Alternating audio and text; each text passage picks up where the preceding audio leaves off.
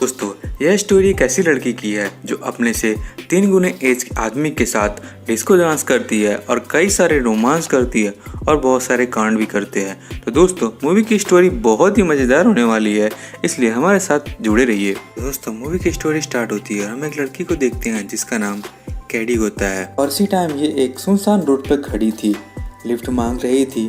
तभी एक गाड़ी वाला उसे लिफ्ट देता है और जब वो गाड़ी में बैठती है तो ट्रक ड्राइवर उसे देखकर उसके ऊपर हाथ फेरता है और अपने पुराने इंजन को मजे देने के फिराक में था। लेकिन वो समझ जाती है कि यह बुड्ढा मजे करना चाहता है, इसलिए बहुत ही चालाकी से उसके शूज को उतार कर फेंक देती है और मौका पाते ही उस बुड्ढे से अपना पीछा छुड़ाकर भाग जाती है और चलते चलते एक पहाड़ी पर पहुंच जाती है और वहां से उसे एक घर दिखता है। और जब वहां वो जाती है तो वहां कोई नहीं होता है, इसलिए वो घर के ऑनर का वेट करने लगती है और तभी वहां घर का ऑनर आता है जिसका नाम जैस होता है। जब कैडी उसे देखती है तो सोचती है ये तो एक गबरू जवान आदमी है, बट तभी वो उससे पूछता है कि तुम कौन हो।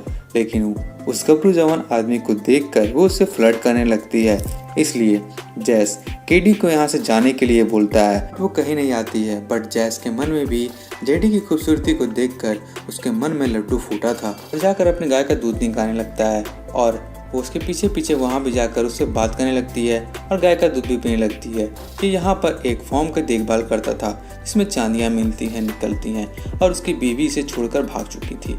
उसके बाद कैडी उसे अपना नाम बताती है और अपना बैग लेकर सीधे अंदर चली जाती है। और जब रात में दोनों डिनर कर रहे होते हैं तो वो उसकी माँ के बारे में पूछता है तो वो बोलती है कि मेरी माँ प्रोस्टिट्यूट का काम करती थी और कुछ टाइम पहले मैं एक बेवड़े लड़के से प्यार कर बैठी थी और इसकी वजह से मैं प्रेग्नेंट हो गई और मेरा 2 साल का बच्चा भी है।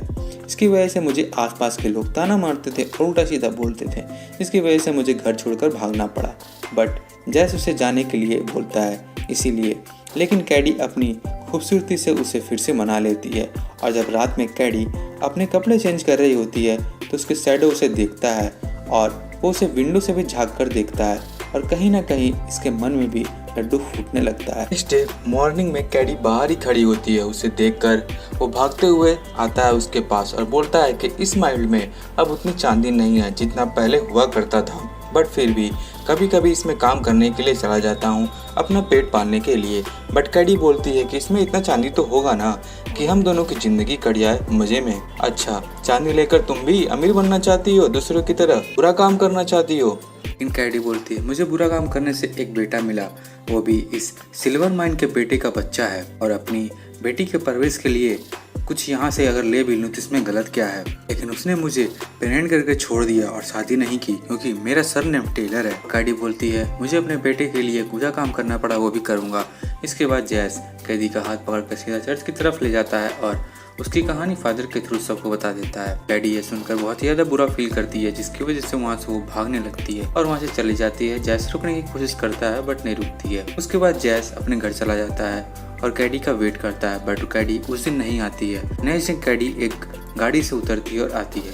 इसके बाद वो पूछता है ये किसके साथ हो और किसके साथ आई हो, तो वो बोलता है ये मेरी फ्रेंड की भाई है, वो मुझे छोड़ने आया है यहाँ पे। उसके बाद नाइट में जैस कैडी के रूम में जाता है, बट कैडी का अभी कोई लेन देन का मौका और मूड नहीं था। कल के चर्च की वजह से वो उससे बहुत ज्यादा गुस्सा थी। जैस उसे मनाते हुए बोलता है कि तुम यहाँ रह सकती हो और आज के बाद मैं ऐसा कोई भी काम नहीं करूंगा। जैस कैडी से बोलता है वो कल से फिर से माइन में खुदाई करे जाएगा। ये सुनकर कैडी काफी ज्यादा खुश हो जाती है। इनका मूड धीरे धीरे एक अनजान वीरान जगह पे जाने लगता है और फिर दोनों इंटीमेट हो जाते हैं और मजे करते हैं। नेक्स्ट डे वो माइन में दोनों खुदाई करने के लिए जाते हैं, बट उस दिन उन्हें कुछ भी नहीं मिलता है। फिर शाम में वो घर आ जाते हैं, लेकिन कैडी बहुत ही ज़्यादा थक जाती है इसलिए वो सोने जाती है। बट जैसे उसे बोलता है कि वो पानी गर्म कर दे, वो नहा ले। उसके बाद वो पानी गर्म करने के बाद वो नहाने जाती है तो जैस के सामने ही वो पूरे कपड़े उतार कर टब में बैठ जाती है और उससे बोलती है कि उसका मसाज कर देगा क्या। जैस कैडी का मसाज करने लगता है और मसाज करते करते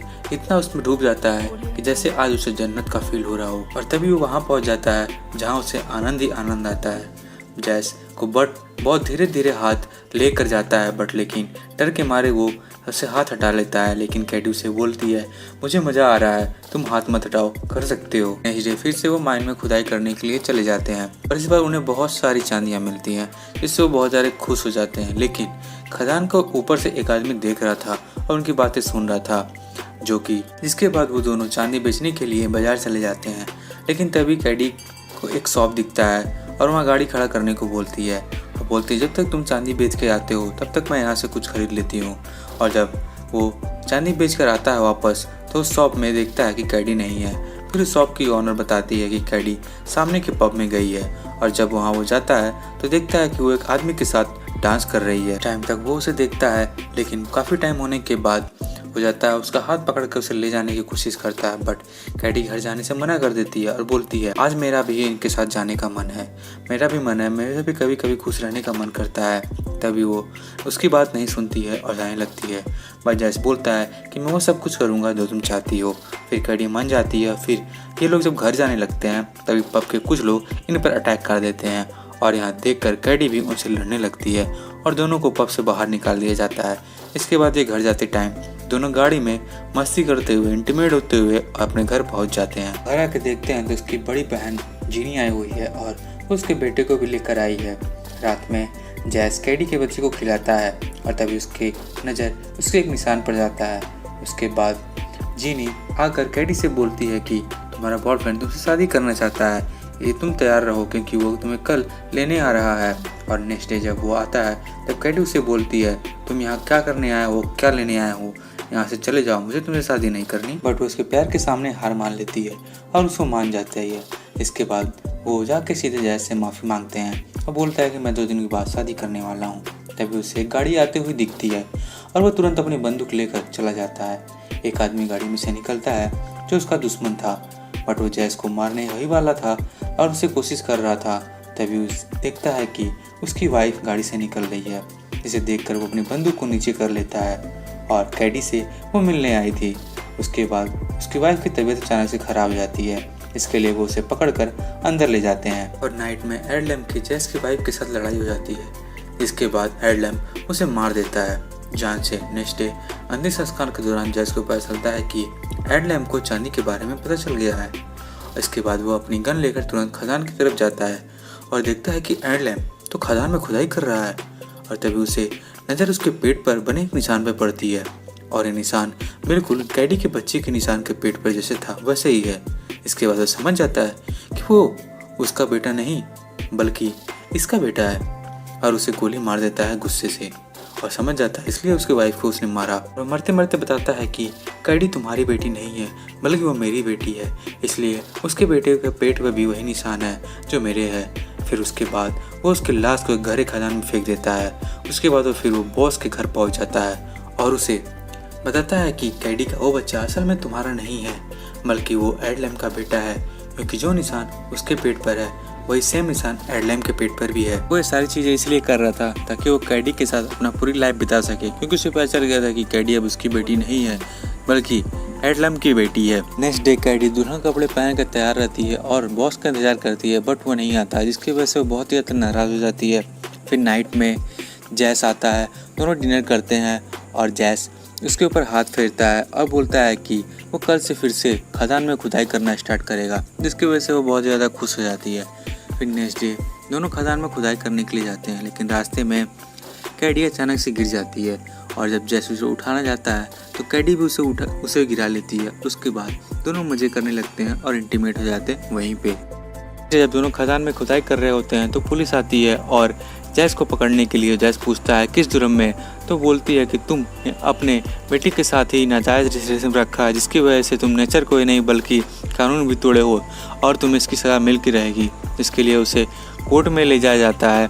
कोर्ट में बहुत बोलने के बाद उससे कुछ नहीं सुनी जाती है। एट लास्ट वो चिल्ला कर सबको बताता है कि किसी का जो लड़का है वो उसका नहीं बल्कि एडलम का है। लेकिन उसकी बातें पर कोई भी विश्वास नहीं करता, क्योंकि वो एडलम के भाई जो उसका गुनाह बना हुआ था उस पर विश्वास कर रहे थे, लेकिन एट लास्ट वो चिल्ला के सबको एडलम के बेटे को लेकर आता है और उसका निशान और एडलम के भाई का निशान को दिशा फाड़ कर दिखाते हैं। तो पता चलता है कि सेम निशान दोनों पर है, जिसकी वजह से सबको पता चल जाता है कि ये एडलम का लड़का है और इस तरीके से उसको सज़ा नहीं होती है और दोनों को रिहा कर दिया जाता है और इस तरीके से मूवी की एंडिंग हो जाती है। दोस्तों, आपके हमारी मूवी एक्सप्लेनेशन कैसे लगी आप हमें कमेंट सेक्शन में ज़रूर बताइए।